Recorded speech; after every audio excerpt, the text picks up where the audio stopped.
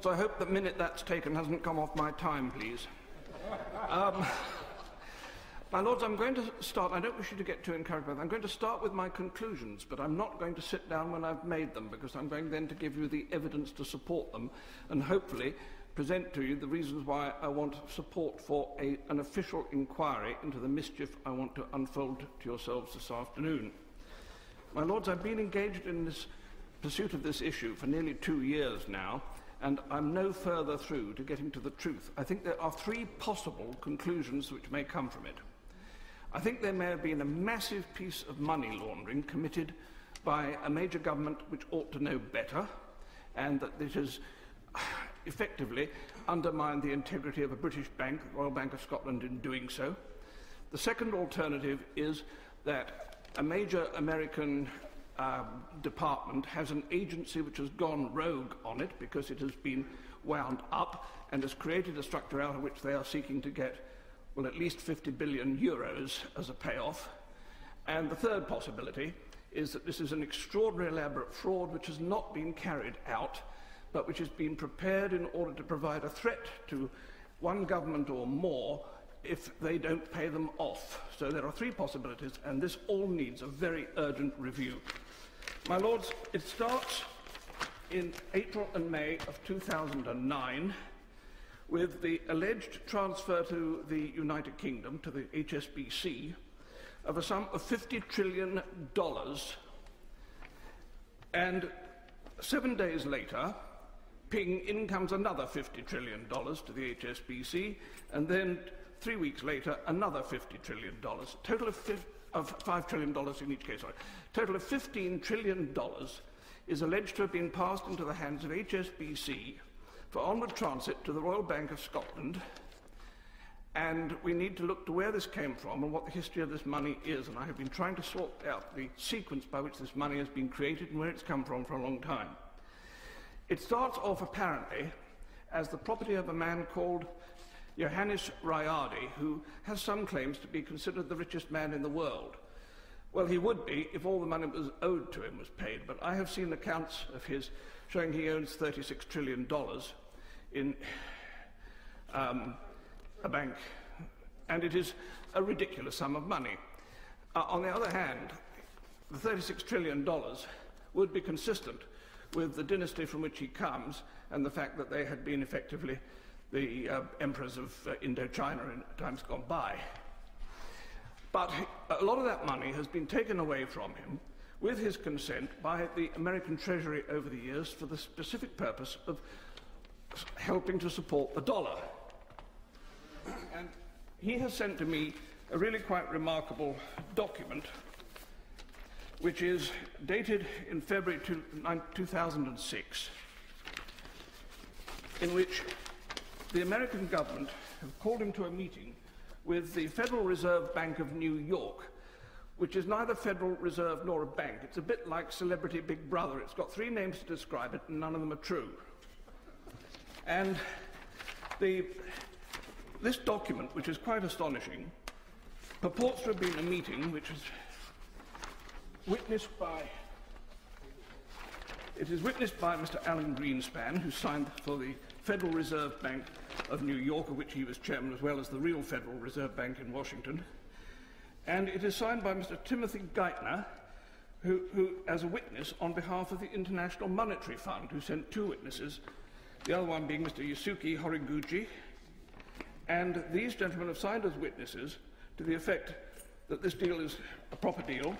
There are a lot of other signatures on here. This is not a photocopy, this is an original version of the contract, under which the American Treasury have apparently got the Federal Reserve Bank of New York to offer to buy out the bonds which have been issued to Mr. Rayardi to replace the cash which has been taken from him over the previous 10 years.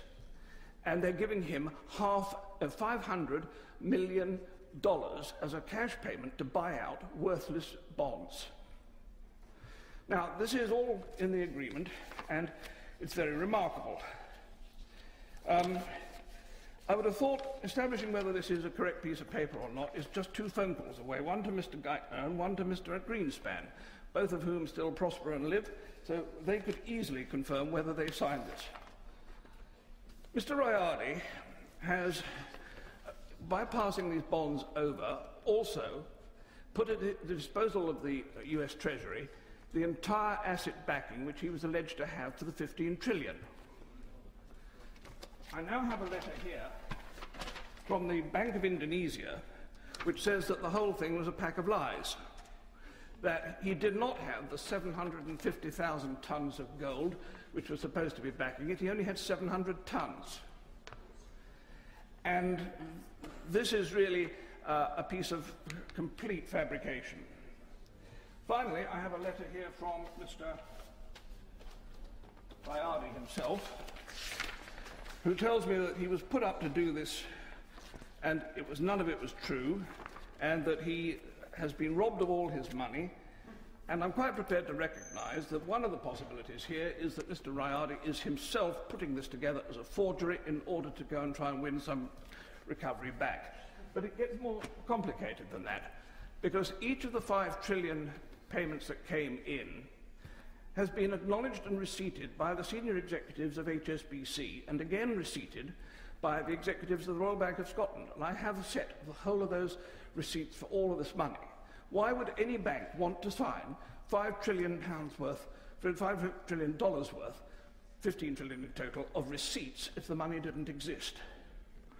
The money was said to have come, first of all, from the Rayadi account to the Federal Reserve Bank of New York, and from the Federal Reserve Bank of New York it was passed to JP Morgan Chase in New York for onward transit to London. The means of sending it was a SWIFT note, which ought to have been registered with the Bank of England if it was genuine. So when this happened and came about, I first of all took it to my noble friend Lord Strathclyde and said, what do we do with this? He said, give it to Lord Sassoon, he's the Treasury.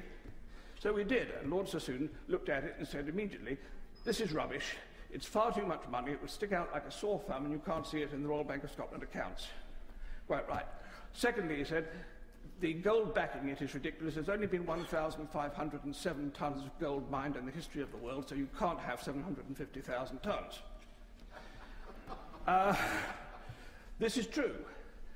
And the third thing he said obviously was, it's a scam. And I agree with him, it was a scam. The problem is we stopped looking at that point. We should have asked, what is the scam, instead of, at that time, just nodding it off.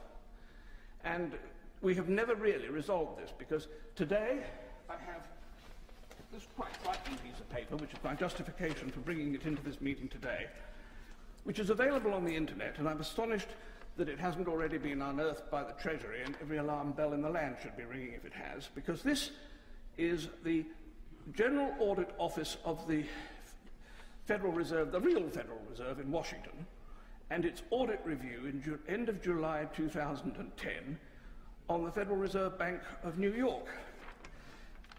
It has on it some 20 banks listed, to which $16.115 trillion are outstanding in loans. My lords, that is the sore thumb that was being looked for by Lord Sassoon. But more particularly, there are 2 other very interesting things with this. The first is that Barclays Bank have got 868 billion of loan.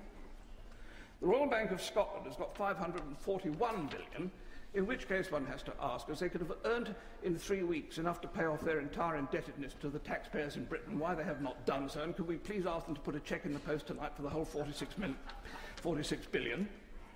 And the third thing that's wrong with it is that every bank on this list, without exception, is an MTN registered bank, which means that they are registered to use medium-term notes to move funds between themselves with an agreed profit share formula, in which case these banks are investing this money, and most extraordinary, not a penny of interest does the Federal Bank of New York want paid on this vast amount of 16 trillion. Anyone amongst yourselves who knows what the IMF rules are will immediately smell a rat, because the IMF has very strict rules for validating dodgy money. There are 2 ways of doing it.